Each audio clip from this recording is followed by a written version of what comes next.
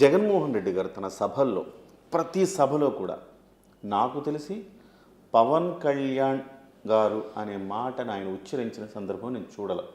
అది స్ట్రాటజీ అండి అతనిది. దత్తపుత్రుడు అనటం, వ్యక్తిగతమైన నిందలు వేయటం, వ్యక్తిగతమైన దూషణలు చేయటం, ఈ రకంగా చేయటం దగ్గర నుంచి ప్రతి సందర్భంలో పవన్ కళ్యాణ్ గారిని అణిచేయటానికి విశాఖపట్నంలో జరిగిన సంఘటన చూసిన, నిన్న మొన్నటి వరకు హెలికాప్టర్కి పర్మిషన్ ఇవ్వకపోవటం చూసిన, యాత్రలకు పర్మిషన్ ఇవ్వకపోవడం చూసిన, వారాహికి పర్మిషన్ ఇవ్వకపోవడం చూసిన, అడుగడుగున ఒక రకంగా చెప్పాలంటే తెలుగుదేశానికి మించిన నిర్బంధం జనసేన మీద చూపిస్తున్నారు.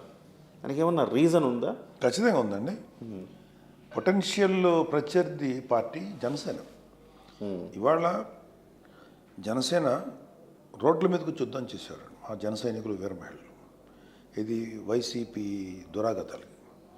ఎలక్షన్ అయిపోయి మేము పరాజయం అయినా సరే వితిన్ 3 months లోపల మేము ఈ భవన నిర్మాణ కార్మికుల కోసం వైజాగ్లో సభ పెట్టాం. సో వాళ్ళందరికీ న్యాచురల్గా ఏంటి, ఏదైతే వాళ్ళు చేస్తున్నారో ఆ తప్పును ఎత్తి చూపించి మేము ఫైట్ చేస్తున్నప్పుడు న్యాచురల్గా మా మీద వాళ్ళకి ఒక ఇది ఉంటుంది కదా, అది కూడా ఉండకూడదని ఎలా అనుకుంటాం.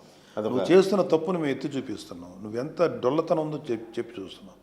సో నువ్వేం చేయగలుగుతావు? మ్యాక్సిమం ఆయన వ్యక్తిగత జీవితాన్ని మాట్లాడగలుగుతారు వాళ్ళు ఎవరైనా సరే, లేదంటే ఇలాంటి స్లాండరింగ్ అంటారు, అంటే ఈ పిచ్చి మాటలను మాట్లాడతారు.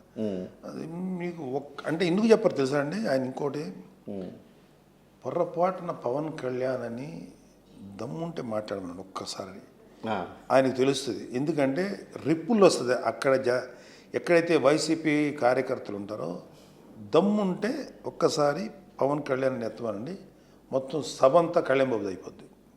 పవన్ కళ్యాణ్ తిరిగింది, ఆయనకున్న యాక్సెప్టెన్స్ అంత. అందుకని ఆ భయం వాళ్ళకి.